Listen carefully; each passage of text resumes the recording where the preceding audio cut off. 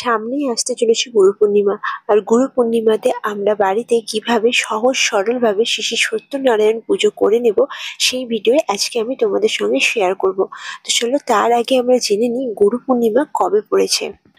পূর্ণিমা তিথি শুরু হচ্ছে 9 জুলাই 2025 বুধবার রাতে 1:21 থেকে, আর তা স্থায়ী হচ্ছে 10 জুলাই বৃহস্পতিবার রাত্রি 2:04 পর্যন্ত। শ্রী শ্রী সত্যনারায়ণের পুজোর জন্য আমি এখানে চৌকির উপর একটা হলুদ কাপড় পেতে নিয়েছি। তোমরা এখানে হলুদ বা সাদা কাপড়ও রাখতে পারো। আর তাতে আমি শ্রী শ্রী সত্যনারায়ণের চিত্রপট বসিয়ে নিয়েছি, আর তাতে একটু গঙ্গা জলের ছিটেও আমি দিয়ে নিয়েছি। তো আমি এখানে ধূপ আর দীপ জ্বালিয়ে নিয়েছি। প্রথমে একটু নিজেকে আচমন করে নেব, হাতে একটু গঙ্গা জল নিয়ে নেব আর বলে নেব নম বিষ্ণু, নম বিষ্ণু, নম বিষ্ণু। আরো একটু হাতে জল দিয়ে হাতটা পরিষ্কার করে ধুয়ে নেব। এরপর হাত জোড় করে বলব ওম নমো অপবিত্র পবিত্র বা সর্বাবস্থান গত বিবা যশ্বরে পুণ্ডরীকাক্ষ সবাচ্য অভ্যন্তর সূচি নম সূচি, নম সূচি, নম সূচি। এবার একটি পরিষ্কার কাপড়ের মধ্যে আমি গঙ্গা জল, অগরু আর গোলাপ জল নিয়েছি। নিয়ে চিত্রপটটি ভালো করে মুছে নিলাম। শ্রী শ্রী সত্যনারায়ণ পুজোর ঘট স্থাপন করার জন্য আমি একটি পিতলের ঘর নিয়েছি, আর তাতে মঙ্গল চিহ্ন এঁকে 5টি ফোঁটাও দিয়ে নিয়েছি। জলে পূর্ণ করে নিলাম, আর তাতে দিয়ে দিলাম কয়েকটি দুর্বা আর একটু অখণ্ড আতপ চাল। এর উপরে আমি রাখছি একটি পান পাতা, তাতে আমি একটি সিঁদুরের ফোঁটা নিয়ে নিয়েছি। আর আমি কলা দিয়ে ঘর স্থাপন করবো, তাই কলাতে 3টে সিঁদুরের ফোঁটা দিয়ে নিয়েছি। ঘর স্থাপন করার জন্য আমি এখানে নিয়ে নিয়েছি একটু গঙ্গা মাটি, আর তাতে দিয়ে দিয়েছি পঞ্চশস্য আর কয়েকটা দুব্বা আর একটু ফুল চারিদিকে ছড়িয়ে দিয়েছি। শঙ্খধ্বনি সহযোগে আমি এখানে ঘর স্থাপন করে দিলাম। ঘটের উপরে আমি দিয়ে দিচ্ছি একটি চাঁদমালা, আর এর উপরে আমি দিয়ে দেব একটি সাদা চিড়ি। এখানে সাদা চিড়ি বা হলুদ চিড়িও দেওয়া যেতে পারে, কারণ এটি শ্রী শ্রী সত্যনারায়ণ পুজো। ঘটের উপর আমি একটু ফুল দিয়ে দিলাম, আর হাতে নিয়ে নিলাম ফুল আর দুব্বা। সবার আগে গণেশ দেবের পুজো করে নিতে হবে, সেই জন্য ওম গণ গণপতায় নমঃ এই মন্ত্র বলে গণেশ দেবের উদ্দেশ্যে ঘটে আমি ফুল দুব্বা দিয়ে দিলাম। হাতে ফুল, বেলপাতা আর দুব্বা নিয়ে নিলাম।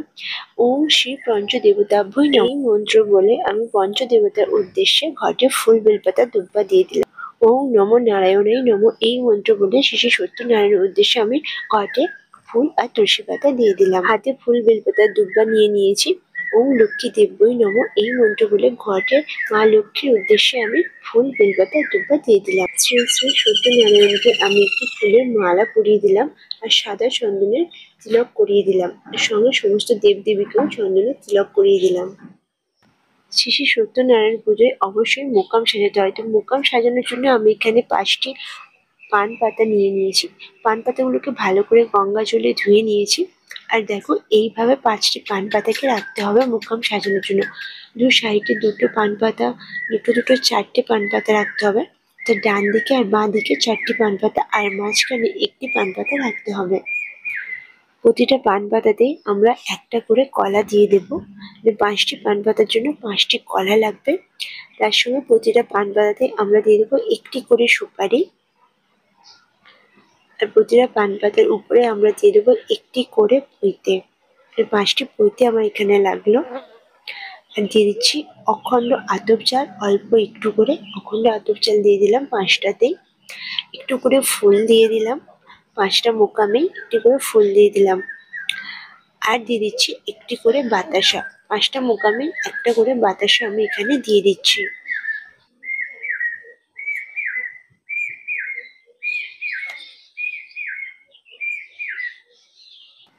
শ্রী শ্রী সত্যনারায়ণকে আমি এখানে একটা চাঁদমালা নিবেদন করে দিলাম।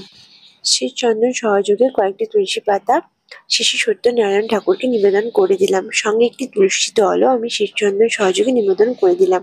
এবার আমরা পুষ্পাঞ্জলি দিয়ে নেব শ্রী শ্রী সত্যনারায়ণ দেবকে। হাতে ফুল, তুলসী পাতা নিয়ে নিয়েছি।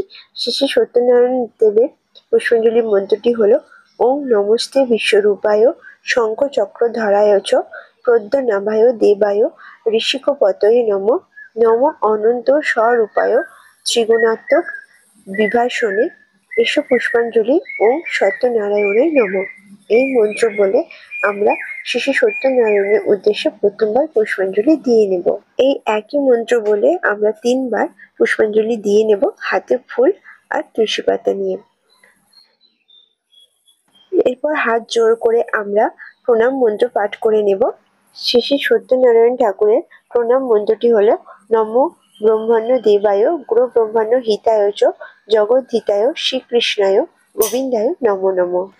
যে কোনো পূর্ণিমাতে শ্রী শ্রী সত্যনারায়ণ দেবকে শ্বেত পদ্ম নিবেদন করা খুবই শুভ বলে মনে করা হয়। তো আমি এখানে একটি শ্বেত পদ্ম নিয়েছি আর শ্বেত চন্দন সহযোগে এই পদ্মফুলটি শ্রী শ্রী সত্যনারায়ণ দেবকে নিবেদন করে দিলাম।